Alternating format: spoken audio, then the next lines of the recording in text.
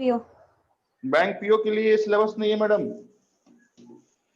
जो सिर्फ बैंकिंग की तैयारी कर रहे हैं आपके एग्जामिनेशन में, अभी जो मैं पढ़ाने वाला हूं आने वाले 1 से 1.5 घंटे में, वो आपके सिलेबस में नहीं है ना। लेकिन आने वाले सीटी एग्जामिनेशन में सिलेबस में हो सकता है, आज के डेट में आपके सिलेबस में नहीं है ना।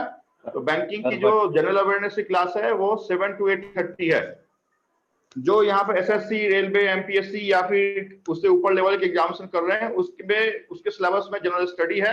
जनरल स्टडी आपके हिस्ट्री, ज्योग्राफी, पॉलिटिकल साइंस है ना, इंडियन इकोनॉमी है ना, या फिर जनरल साइंस पे आधारित बेस की बातें हम कर रहे थे। मॉडर्न हिस्ट्री में हम थे। मॉडर्न हिस्ट्री में हमने ऑलरेडी 2 क्लास आपसे कंप्लीट कर दिया है। पहले क्लास में हमने आपके साथ 1857 के सिपाही रिवॉल्ट की बातें की हैं, और उसी क्लास में हमने आईएनसी, इंडियन नेशनल कांग्रेस के एस्टैब्लिशमेंट 1885 की बातें की थी। लास्ट क्लास में हमने जो फैक्ट बताया था वो इंडियन फ्रीडम फाइटर स्ट्रगल के बारे में बात की थी, और 1905 से लेके 1915 तक की बातें हमने महात्मा गांधी के आने तक की बातें की थी आपके साथ। करेक्ट? Yes sir. या नहीं? Yes sir. Yes sir. Yes. उससे हम आगे चलेंगे, और आज संभवतः जिस क्लास में हम होंगे वो 1905 के बाद 1916 है ना, 1916 से आगे जहां तक टाइम परमिसेबल होगा वहां तक की हम बात आपके साथ करेंगे। जो पहली क्लास में है, आप इस जो आपके सामने स्क्रीन दिख रहा है उसको पिन टू वीडियो कर लीजिए, तो सिर्फ मेरी स्क्रीन आपके साथ दिखेगी।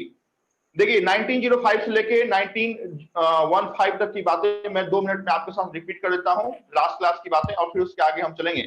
1905 में हमने आपके साथ 3 बातें शेयर की थी। पहली बात हमने ये बताई थी कि बंगाल का विभाजन जिस लॉर्ड गवर्नर ने किया था उसका नाम था लॉर्ड कर्जन। ये बातें 1905 में की गई थी। बंगाल को बिहार और उड़ीसा से सेपरेट कर दिया गया था, है ना। इसके बाद ये घटना को एकता दिवस में मनाने का जो निर्णय है वो रविंद्रनाथ टैगोर ने किया, और इस दिन को उसने 16 अक्टूबर 1905 को उसने राखी दिवस के रूप में मनाया। वहीं पे जो एक्सट्रीमिस्ट थे, आईएनसी, इंडियन नेशनल कांग्रेस के जो एक्सट्रीमिस्ट पार्टी के लोग थे, बीपीएल, बालपाल और लाल, उन्होंने एक नए मूवमेंट, एक नई क्रांति, एक नए आंदोलन को जन्म दिया जिसका नाम था स्वदेशी मूवमेंट, जिसमें भारत की बनी हुई कपड़े को हमें यूज करना है और विदेशी कपड़ों का हमें जो गारमेंट है उसका बहिष्कार करना है। ये बातें 1905 की थी। 1906 में मुस्लिमों की एक कमेटी बनी। इस कमेटी को बनाया जिस व्यक्ति ने, उसका नाम था आगा खां। लेकिन इस कमेटी का जो पहला अध्यक्ष, पहला प्रेसिडेंट था, और इस कमेटी का एस्टैब्लिशमेंट ढाका में था, और उसका नाम था सर सैयद अहमद खान 1906 में। और इस कमेटी को, इस पार्टी को जिस व्यक्ति ने आगे चल के 1913 में लीड किया, वो व्यक्ति आपका मोहम्मद अली जिन्ना था। बहुत पावरफुल आपका ये शासक था, शासक ना कहें, बहुत पावरफुल आपका ये लीडर था, जिसने 1940 में भारत का विभाजन और पाकिस्तान जैसे नए वर्ड को जन्म दिया था।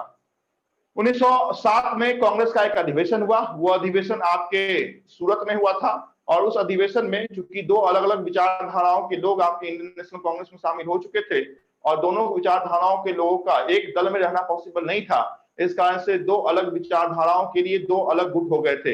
एक गुट का नाम था नरम दल, दूसरे गुट का नाम था गरम दल, that is extremist and moderate. तो एक्सट्रीमिस्ट में तो वही थे जो बीपीएल के लोग में आते थे, बालपाल और लाल, बाल गंगाधर तिलक, बिपिन चंद्रपाल और लाला लाजपत राय। वेयर जो मॉडरेट में थे, जो आराम वाले व्यक्ति थे, उसमें दादा भाई नेहरूजी, जिसे हमने the grand old man of India कहा, एमजी रानाडे, है ना, तो ये सब आपके नरम दल में थे।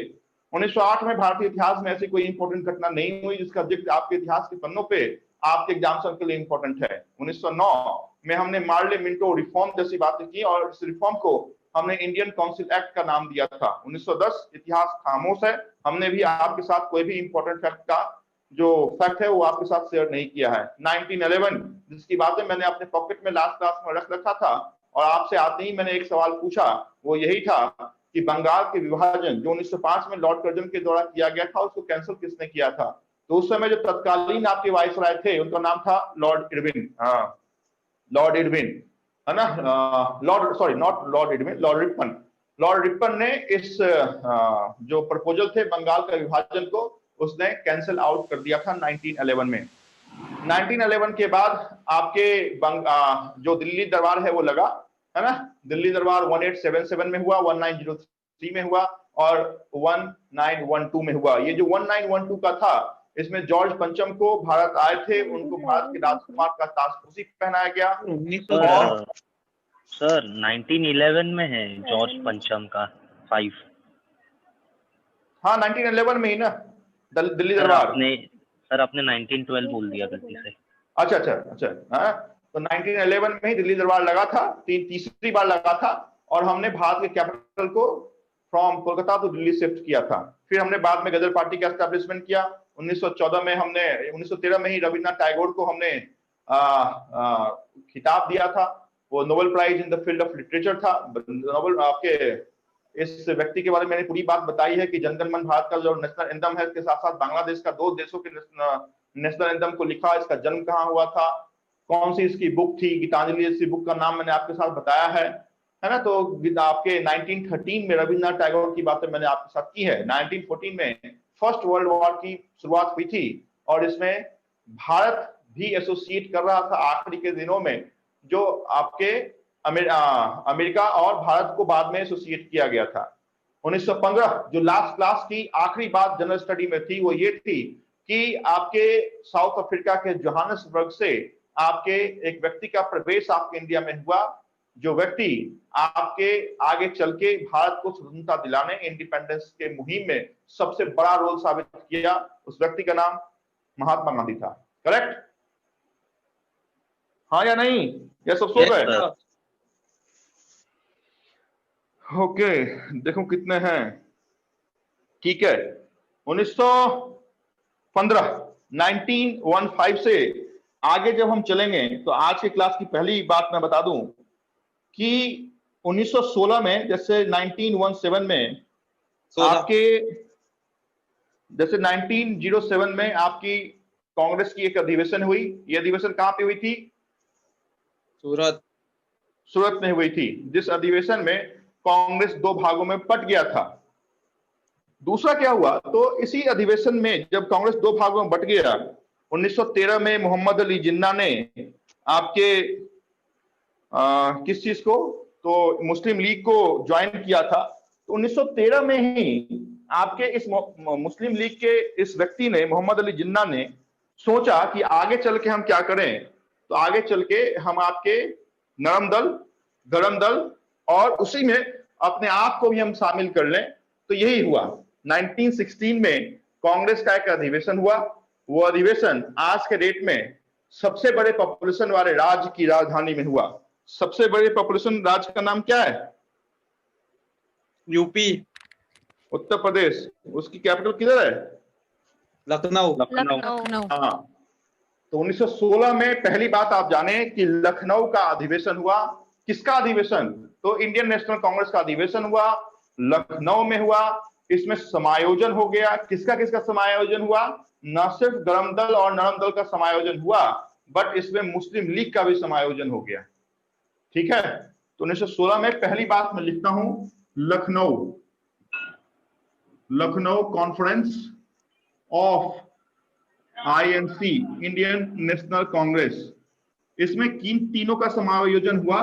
तो एक्सट्रीमिस्ट भी आ गए, मॉडरेट भी आ गए, और मुस्लिम लीग भी एक ही मंच पे आके खड़े हो गए थे। तो पहली बात आप लिखें 1916 में Lucknow pact of INC, Lucknow conference लिखिएगा, नॉट पैक्ट।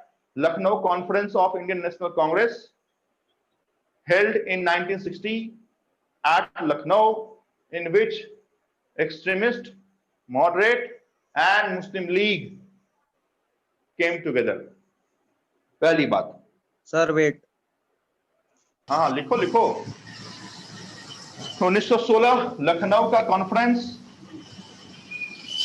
कांग्रेस का ये कॉन्फ्रेंस। इस कॉन्फ्रेंस में मॉडरेट, एक्सट्रीमिस्ट और मुस्लिम लीग तीनों एक साथ एक ही मंच पे आके खड़े हो गए थे।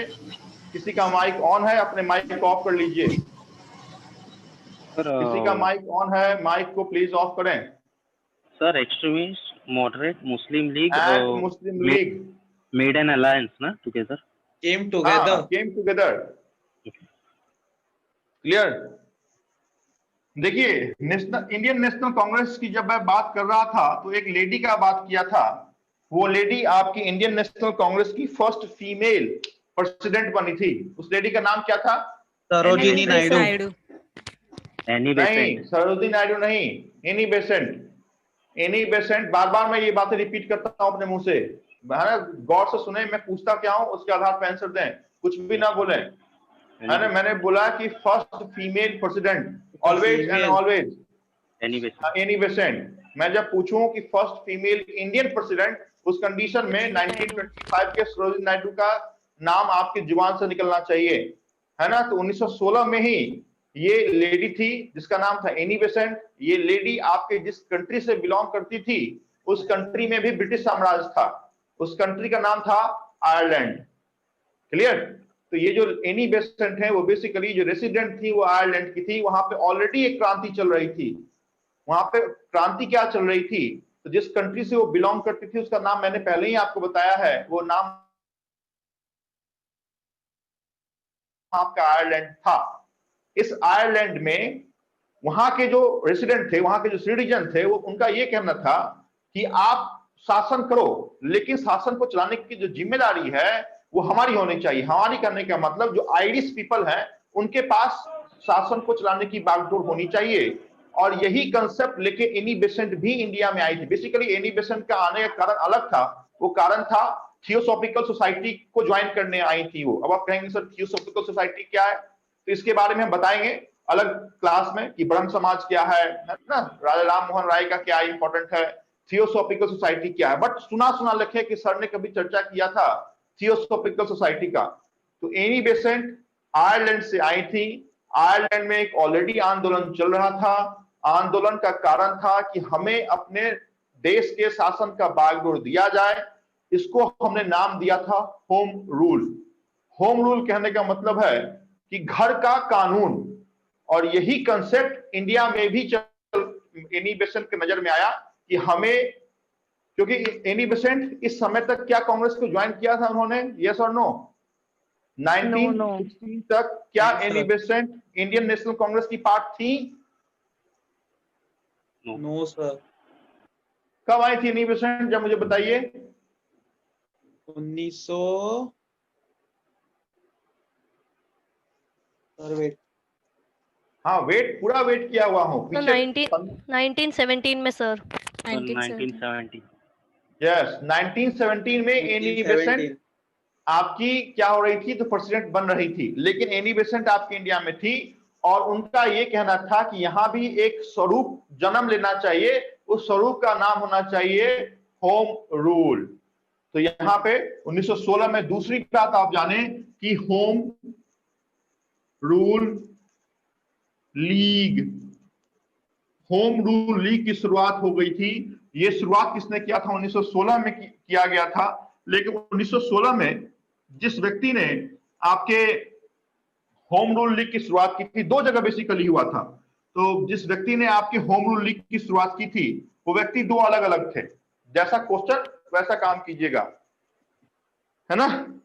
पहला है बाल गंगाधर तिलक। बाल Gangadhar Tilak was the founder of home rule league. बाद में एनी बेसेंट ने भी मद्रास में आपके इस क्रांति की शुरुआत की थी। बट आपसे पूछा जाए कि होम रूल लीग की शुरुआत किसने की, तो आंसर वुड बी बाल गंगाधर तिलक। पूछा जाए कि मद्रास में आईएनसी होम रूल लीग की शुरुआत किसने की, तो answer would be Annie Besant. पूछा जाए कि होम रूल लीग की शुरुआत कब हुई थी, तो आंसर क्या दीजिएगा, तो कौन से ईयर में? 1916 है। तो 1916 में दो बातें आपको जाननी थी, वो दोनों बातें मैंने आपको बताई है। जैसे जैसे पॉसिबल है वो आप लिख सकते हैं। पहली बात मैंने बताई कि INC conference held in Lucknow where extremist, moderate and Muslim League came together. दूसरी बात मैंने आपको बताई, home rule league till the time was begin, this home rule league was founded by Bal Gangadhar Tilak, whereas Home Rule League was started by N.E. Besant in Madras in 1917. ठीक है। हाँ। तो ये दोनों बातें आप लिख सकते हैं आपके 1916 के कड़ी में। बहुत इंपॉर्टेंट ये नाम है ना। और एक चीज को हमेशा याद रखिएगा कि एनी बेसेंट कहाँ की लेडी हैं? क्या वो अमेरिका की हैं, लंदन की हैं, कहाँ की हैं? आयरलैंड की। आयरलैंड। आयरलैंड की लेडी हैं। क्लियर? आगे चलूं? Yes, sir. 1916 से हम आगे चलते हैं, 1917 में पहुंचते हैं।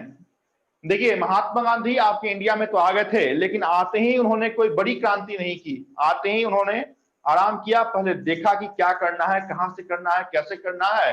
और महात्मा गांधी को एक व्यक्ति बहुत दिनों से फॉलो कर रहा था। वो व्यक्ति बिहार का था। उस व्यक्ति का नाम मैंने ऑलरेडी आपको लास्ट क्लास से बताया है। उस व्यक्ति का नाम था पंडित राजकुमार शुक्ला।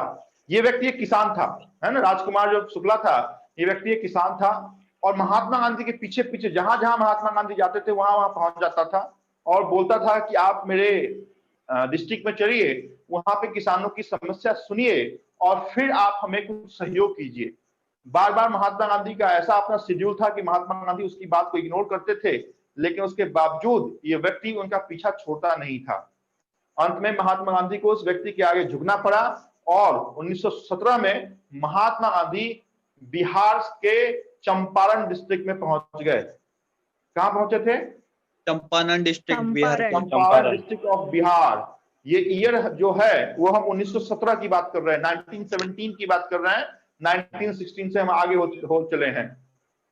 1917 महात्मा गांधी का प्रवेश बिहार में जिस डिस्ट्रिक्ट में प्रवेश हुआ वो डिस्ट्रिक्ट चंपारण की थी, और यहीं पे महात्मा गांधी ने एक ऐसे वर्ड, एक ऐसे शब्द को जन्म दिया जो शब्द आपके संभवतः आजादी के बाद ही खत्म हुआ। वो शब्द था सत्याग्रह। तो आपसे पूछा जाए कि सत्याग्रह की शुरुआत किसने की? आंसर महात्मा गांधी। पूछा जाए कि सत्याग्रह की शुरुआत कहां से हुई? आंसर चंपारण। पूछा जाए कि सत्याग्रह का पहला जो हेल्प था वो किसको मिला? Answer is always and always farmer. देखिए, बेसिकली हुआ क्या था, तो जमीन समझते हैं ना, जमीन।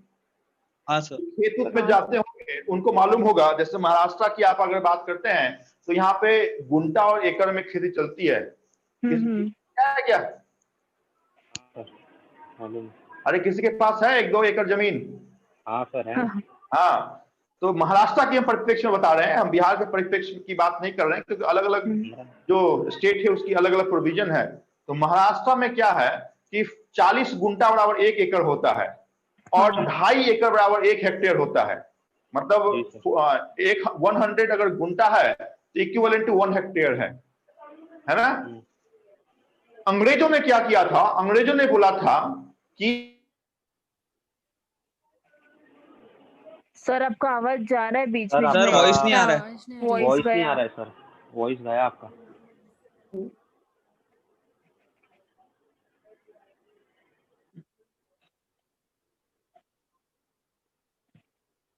मेरी आवाज आ रही है क्या? हाँ सर, अभी आई सर। हाँ हाँ, तो मैं क्या बोल रहा था कि 1917 में अंग्रेजों ने एक फार्मिंग को कंपलसरी कर दिया था। वो था क्या? तो नील। क्यों? क्योंकि ब्रिटेन में नील की खेती नहीं होती थी, और यही कारण था कि नील क्या होता है? नील नहीं समझते हैं? जो व्हाइट कपड़े में हम डालते हैं, ब्लू ब्लू कलर का आता है। अच्छा, वो ओके। हाँ जी, हाँ जी सर, वो सर समझ समझा क्या? आगे चलो। हाँ सर।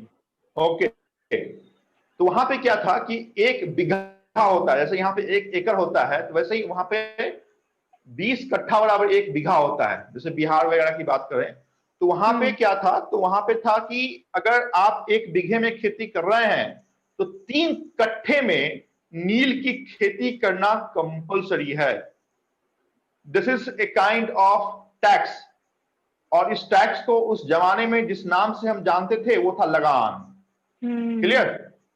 तो ब्रिटेन वाले, मतलब जो ईस्ट इंडिया कंपनी थी, वो कहती थी कि आप यहाँ पे खेती कीजिए, 3 कट्ठे में खेती कीजिए, नील की खेती कीजिए, आप बाकी क्या कर रहे हो उससे हमें मतलब नहीं है, लेकिन 3 कट्ठे में आपको नील की खेती करना है, और ये नील की खेती का पैदावार हमें देना है लगान के रूप में। इससे नुकसान किसका था? तो आपके किसानों का था। किसान इससे बहुत ज्यादा अक्षुब्ध थे कि ऐसा नहीं होना चाहिए। उन्होंने पंडित राजकुमार शुक्ला के पास अनुरोध लगाया, और पंडित राजकुमार शुक्ला ने महात्मा गांधी के साथ, और महात्मा गांधी जब चंपारण पहुंचे उन्होंने किसानों को अपना समर्थन दे दिया, और यही आपके महात्मा गांधी के द्वारा शुरुआत किया गया पहला आंदोलन था। This is most important question from any level of examination कि महात्मा गांधी की पहली आंदोलन का नाम बताइए, आंसर इन चंपारण सत्याग्रह। इसी चंपारण सत्याग्रह को हम नील आंदोलन भी कहते हैं और इसी नील आंदोलन को हम पहला सत्याग्रह भी कहते हैं और इसी पहले सत्याग्रह को हम 3 कठिया आंदोलन भी कहते हैं। तो 4 नाम सिनोनिम्स है। पहला चंपारण सत्याग्रह, ध्यान से सुने, सही ढंग से लिखें, चंपारण सत्याग्रह। दूसरा 3 कठिया आंदोलन। 3 कठिया का मतलब क्या है? 3 कट्ठे में चूंकि खेती कंपल्सरी, चंपारण सत्याग्रह, स्लैश में कीजिए 3 कठिया, TINKA, है ना, लिखता हूं मैं, 1 मिनट रुक जाएं, मैं आपके साथ साथ लिखता हूं, डस्टर सिर्फ मैं ले आता हूं, फिर आपके साथ हो चलता हूं।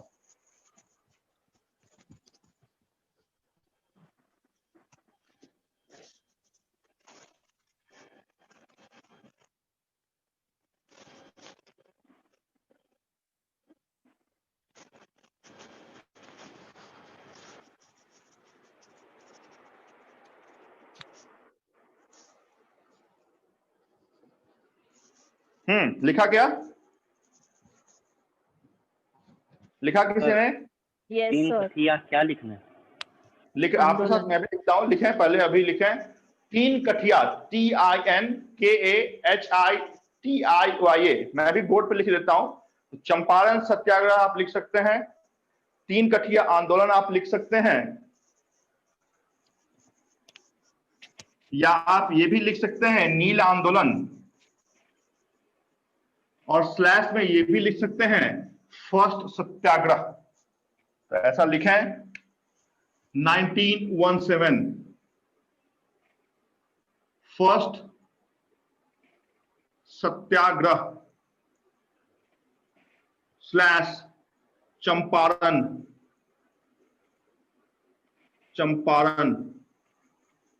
सत्याग्रह slash 3 Kathia movement slash neel movement. There are 4 synonyms. ये चारों का मतलब एक ही है। वो मतलब है कि 1917 में महात्मा गांधी के द्वारा शुरुआत किया गया नील की खेती के अगेंस्ट आपका पहला आंदोलन, है ना, एसोसिएशन ऑफ फार्मर को उन्होंने साथ दिया था। बहुत इंपॉर्टेंट है कि 3 कठिया आंदोलन किसके लिए किया गया है, पहला सत्याग्रह किसके लिए किया गया था, तो फार्मरों के लिए किया गया था। अब महात्मा गांधी जैसा बड़ा व्यक्ति आपके इंडिया में आया है तो ऑब्वियस सी बात है, अगर उसने किसी आंदोलन की शुरुआत की है तो आंदोलन सही साबित होगा और सक्सेस मिलेगा। तो ये आंदोलन भी सक्सेस पाया और जो 3 कठिया मूवमेंट था या 3 कठिया आपका चुंगी या लगान था, इसको बंद कर दिया गया। तो महात्मा गांधी को थोड़ा सा यहां से प्रसिद्धि मिली। नए नए आए थे ना, 15 में आए थे, 17 में उन्होंने क्रांति की शुरुआत कर दी, तो उनको थोड़ा प्रसिद्धि मिली कि चलो भाई महात्मा गांधी कुछ तो इंपॉर्टेंट काम उन्होंने किया है। क्योंकि अभी तो महात्मा गांधी उतना बड़ा नाम नहीं था, अभी तो उन्होंने आंदोलन की शुरुआत की थी। But this most important question जो मैं आपके बोर्ड पे लिखा है, आपके एग्जाम से डायरेक्ट पूछा जाता है कि which was the first movement was started by Mahatma Gandhi, है ना, या पूछा जाए where Mahatma Gandhi started his first movement, है ना, why Mahatma Gandhi started his first movement. तो आंसर सबका एक ही है कि क्यों किया, तो 3 कट्ठे में नील की खेती के अगेंस्ट किया। कहां किया, तो चंपारण में किया। चंपारण कहां है, तो चंपारण आज के दिन में बिहार के चंपारण एक डिस्ट्रिक्ट है। किसके कहने पे किया, तो वो नाम बहुत इंपॉर्टेंट है, राजकुमार शुक्ला, है ना। तो ये आपके 1917 की आपकी पहली और आखिरी कहानी है, बहुत इंपॉर्टेंट है। Okay sir. जब 1916 की हम बात कर रहे थे, 1916 में हमने आपको 2 बातें बताई, संभवतः एक बात छूट गया। पहला बात हमने बताया था कौन सा, तो लखनऊ समझौता, है ना। दूसरी बात हमने क्या बताई थी, तो दूसरी बात हमने बताई थी होम रूल लीग। बाल गंगाधर तिलक ने शुरुआत किया, बाद में उसे एनी बेसेंट ने भी उसको मद्रास में उसको समर्थन मिला।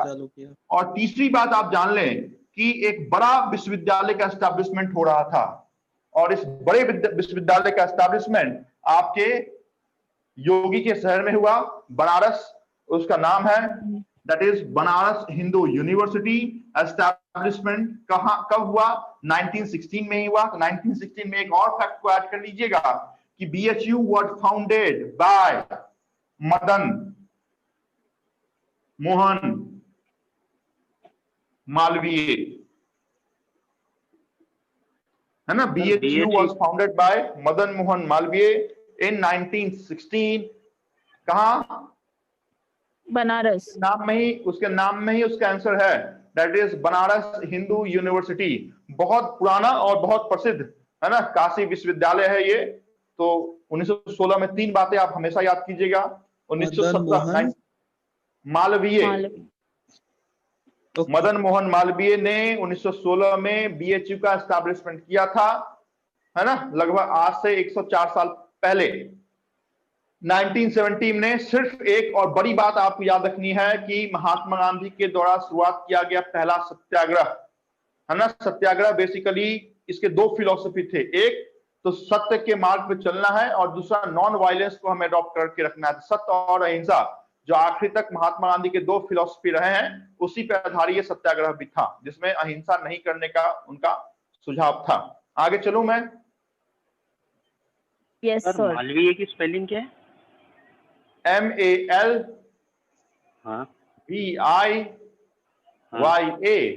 मालवीय। Thank you. चलूं आगे? Yes sir. यस। हम चलते हैं 1918 के करीब में, 1918।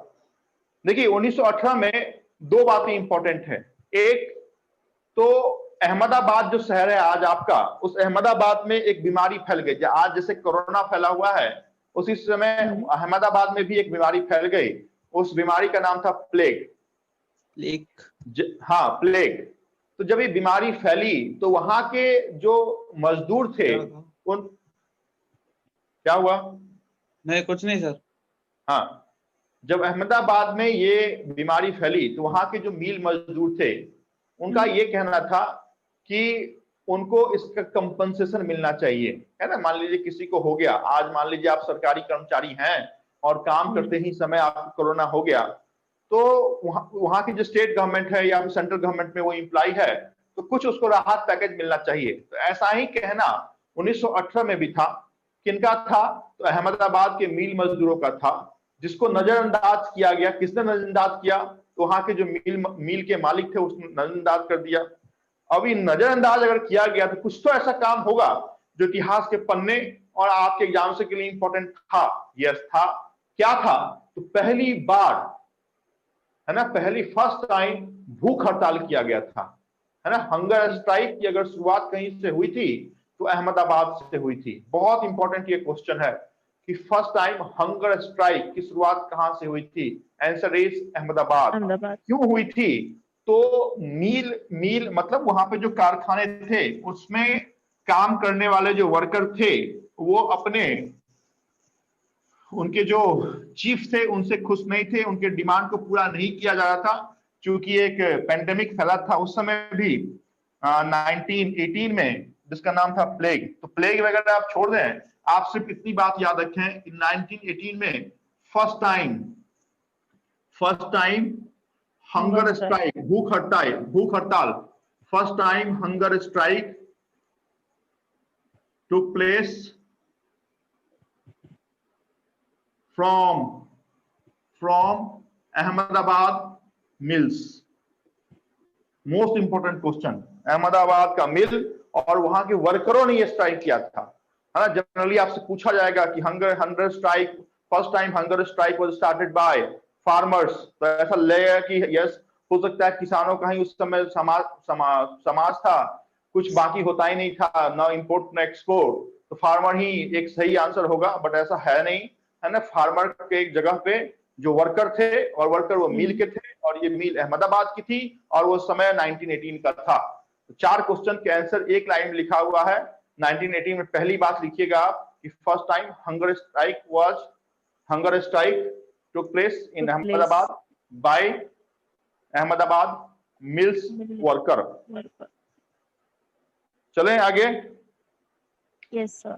सर एक मिनट। बोलिए बोलिए, हाँ लिखिए लिखिए। अगर मैं बोर्ड पे हूं तो मैं थोड़ा सा हट जाता हूं। Yes sir. इन चीजों को बहुत सही ढंग से 2-4 लाइन और भी ऐड करके आपके नोट्स में लिखा हुआ है, उसको जरूर रेफर करेंगे। But for your examination point of view सिर्फ इतनी बात आप अगर याद करते हैं तो एग्जामिनेशन का काम निकल जाएगा। लेकिन जो कहते हैं ना कि सर पढ़ने में ज्यादा मन लगता है, तो फिर आप अब जब नोट्स खोलेंगे या फिर जब मैं लोकेशन बताऊंगा उस नोट्स को जब आप ओपन करेंगे तो यहाँ पे 1-2 और भी लाइन मैंने आपके लिए ऐड किया है जो आपके एग्जामिनेशन के लिए इंपॉर्टेंट नहीं है बट आपके कंसेप्ट के लिए इंपॉर्टेंट है। 1918 में गुजरात का एक डिस्ट्रिक्ट था, उस डिस्ट्रिक्ट का नाम था खेड़ा। खेड़ा। खेड़ा। और खेड़ा में फिर से वहां पे क्या हो गया, तो वहां पे सूखा पड़ गया है, ड्रॉट आ गया, सूखा पड़ गया। अब स्वाभाविक सी बात है, अगर किसानों को फसल ही नहीं होगा तो वो लगान दे पाएगा क्या? नहीं दे पाएगा। नहीं। तो फार्मरों ने बोला, उनके जो जमींदार, क्योंकि जमींदारी सिस्टम थी वहां पे, तो फार्मरों ने बोला कि जब हमारा फसल ही नुकसान हो गया है तो ये लगान, ये चुंगी हम, ये टैक्स, ये टैरिफ हम दे नहीं सकते हैं, आप इसको माफ कर दो तत्कालीन समय के लिए। बट ऐसा किया नहीं गया, और किया नहीं गया इस कारण से खेड़ा एक जगह, एक डिस्ट्रिक्ट है गुजरात में, वहां पे फिर फार्मर किस चीज के लिए फिर से सड़क पर उतर गए थे? वो चीज थी आपकी टैक्स। और इस सबको एसोसिएशन मिल गया किस आदमी का? तो Mahatma Gandhi. This was the second movement led by Mahatma Gandhi, जहां पर फिर से उन्होंने फार्मरों का ही हेल्प किया और फिर से लगान को ही खत्म करने के लिए उन्होंने हेल्प किया था। बट वो डिस्ट्रिक्ट अभी बिहार के चंपारण से निकल के गुजरात के खेड़ा में पहुंच गया था। तो आप लिखें 1918 में। दूसरी बात, Mahatma Gandhi started his second movement. Mahatma Gandhi started his second movement from Kheda district of Gujarat. Mahatma Gandhi started his second movement from Kheda, Kheda, Kheda district of Gujarat, against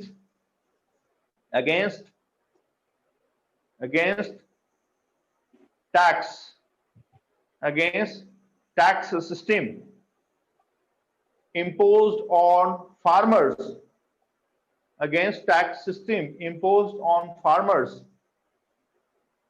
in drought situation. सूखे के समय फार्मरों पे tax लगाए जाने के विरोध में महात्मा गांधी ने 1918 में खेड़ा डिस्ट्रिक्ट गुजरात से अपने दूसरी क्रांति की शुरुआत की। और स्वाभाविक सी बात है, अगर क्रांति की शुरुआत की महात्मा गांधी, एक बैरिस्टर अगर हेल्प कर रहा है, अगर लीड कर रहा है, तो ये चंपारण की तरह ही फिर से सक्सेसफुल हो गया। तो यहाँ पे फिर से आपकी ड्रॉट थी, इस कारण से टैक्स को माफ कर दिया गया था, है ना। माफ किया या नहीं किया वो छोड़ दीजिए, आपके लिए इतना इंपॉर्टेंट है कि खेड़ा डिस्ट्रिक्ट गुजरात में है। टैक्सेशन के खिलाफ महात्मा गांधी ने फार्मरों का फिर से यहाँ पे हेल्प किया और खेड़ा आंदोलन फिर से सफल हो गया। कोई दिक्कत अभी तक? नहीं सर। No sir. समझ में आ रहा है? Yes sir. Okay, good. अभी हम चलेंगे भारतीय इतिहास के उस पन्ने पे जो पन्ना संभवतः आपके लिए बहुत इंपॉर्टेंट है, क्योंकि यहाँ पे अंग्रेज देख रहे थे कि एक के बाद एक आंदोलन हो रहा है, उस आंदोलन को कहीं ना कहीं क्या हो रहा है, समर्थन बड़े जो नेता है उनका मिल रहा है, और ये समर्थन के साथ वो आंदोलन जो है वो सफल भी हो रहा है। इसको दबाने के लिए, इसके दमन के लिए आपके ब्रिटेन में एक कानून को पास कर दिया गया। उस कानून में ये लिखा था कि आप किसी भी भारतीय को कहीं से भी कभी भी गिरफ्तार कर सकते हैं, है ना। नो अरेस्ट नो वारंट, जिसकी बात आपकी लिखी हुई थी, जिसमें कहा गया था there can be no appeal, no वकील एंड नो दलील। आज मुझे अगर पुलिस को गिरफ्तार करना है तो कोई तो रीजन होना चाहिए ना, जिस रीजन के बेस पे पुलिस अरेस्ट वारंट लेके मेरे तक आएगी और फिर मेरे को अरेस्ट करेगी। Yes sir. उस समय इस चीज को कैंसिल कर दिया गया कि अभी कोई भी अरेस्ट वारंट की जरूरत नहीं है, किसी को भी उठाओ, कभी भी उठाओ, कहीं से भी उठाओ, बिना कारण के उठाओ, और ये कर सकता है। और ये करने का प्रस्ताव पारित आपकी इंडिया के ज्योग्राफिकल सीमा से बाहर हुआ, वो देश आपकी ब्रिटेन थी। अभी अब बात हो गया कि ये तो कानून तो पारित हो गया, इस कानून को इंडिया में लाया भी गया, इंपोज भी किया गया। इंपोज करने के बाद क्या हुआ कि इस कानून का जो दहशत था वो इंडियंस में हो गया कि अब तो किसी को भी कहीं से भी उठा लिया जाएगा भाई। तो इस कानून को आपके इंडिया में एक नया नाम दिया गया, वो नाम था अंधा कानून, दूसरा काला कानून। तो दोनों नाम थे इसके, एक तो ब्लाइंड लॉ भी कहा गया, ब्लैक लॉ भी कहा गया, और इस कानून का एक्चुअल जो नाम था वो नाम था रॉलेट एक्ट। 1919 रॉलेट एक्ट को पास किया गया। ये रॉलेट एक्ट में नो अपील, नो वकील, नो दलील जैसी परिभाषाएं शामिल थी। किसी को भी कहीं से भी कभी भी गिरफ्तार किया जाने वाला प्रयोजन शामिल था, और इसके अंदर दो इंपॉर्टेंट आंदोलनकारी को गिरफ्तार कर लिया गया। वो दो आंदोलनकारी में से एक का नाम था डॉक्टर सैफुद्दीन किचलू, है ना। महात्मा गांधी को तो अरेस्ट नहीं किया गया था, बट सैफुद्दीन किचलू उस समय लीड करते थे बहुत सारे छोटे मोटे आंदोलन, तो सैफुद्दीन किचलू को गिरफ्तार कर लिया गया। अभी किचलू साहब को गिरफ्तार करने के एवज में उसका प्रोटेस्ट करने के लिए कि गलत हुआ है, और बैसाखी का वो दिन था, तो बैसाखी का मेला भी लगा हुआ था, तो बहुत सारे लोग एक ही जगह पे जमा हो गए। वो जगह एक मैदान का रूप था, वो जगह अमृतसर में था, और वो मैदान जालियांवाला बाग था। यस। इस जालियांवाला बाग में हजारों की संख्या में लोग शामिल हुए डॉक्टर सैफुद्दीन किचलू के गिरफ्तारी के अगेंस्ट में। बैसाखी का वो दिन था। इस चीज को देख के वहां का जो सेना नायक था, उस सेना नायक का नाम था जनरल डायर, है ना। जनरल डायर ने बोला कि ये सब एक ही साथ आ गए हैं, तब तक गोली चलाते रहो जब तक हर एक व्यक्ति मर ना जाए। ऐसा ही हुआ। अगर सेना नायक बोलेगा तो ऑब्वियस सी बात है जो वहां की सैनिक होगी उसको गोली चलाना पड़ेगा। वो दिन था 13 अप्रैल 1919, 13 अप्रैल 1919 की घटना। जालियांवाला बाग वो मैदान, अमृतसर का वो जगह, रॉलेट एक्ट, अंधा कानून काला कानून के विरोध में किया जाने वाला आंदोलन, जनरल डायर के द्वारा गोली चलाने का आदेश दिया जाना, और ये जो मैस्केयर था, इस मैस्केयर को भारतीय इतिहास के पन्नों पे जालियांवाला बाग हत्याकांड के नाम से हमने जाना है। क्लियर, समझ में आया? यस हाँ सर। सर। हाँ, फिर से मैं बोलता हूं, 1919 में तीन बातें आपको याद रखनी है। पहली बात कि 1919 में रॉलेट एक्ट इंपोज हो गया था। इस रॉलेट एक्ट को हमने ब्लैक लॉ या फिर ब्लाइंड लॉ का नाम दिया है। इस रॉलेट एक्ट में any individual can be arrested from anywhere without any reason जैसी परिभाषाएं लिखी हुई थी। There can be no appeal, no वकील, नो दलील जैसी परिभाषाएं शामिल थी। सैफुद्दीन किचलू को गिरफ्तार किया गया, जिसको प्रोटेस्ट करने के लिए अमृतसर के जालियांवाला बाग में लोग जमा हुए। डॉक्टर नहीं, जनरल डायर ने गोली चलाने का आदेश दिया। सरकारी आंकड़े ये कहते हैं, है ना, एक्चुअल में तो हजारों की संख्या में लोग मरे, बट सरकारी आंकड़े ये कहते हैं 379 389 लोग क्या हो गए, तो यहाँ पे शहीद हो गए। और ये घटना 13 अप्रैल 1919 को हुई थी। डेट किसी भी कंडीशन में आपको भूलने का नहीं है ना। अगर मैंने 16 अक्टूबर 1905 का नाम आपको बंगाल विभाजन के रूप में बताया है तो आपको याद रखना है ना। तो डेट अगर मैं अपने मुंह से अगर निकाल रहा हूं तो समझ जाए कि आपके लिए करो या मरो काम है। कैसे भी कीजिए, याद करना है आपको 13 अप्रैल 1919। और जब ये घटना हो गई तो अभी भी आपके इंडिया में देखते होंगे, जब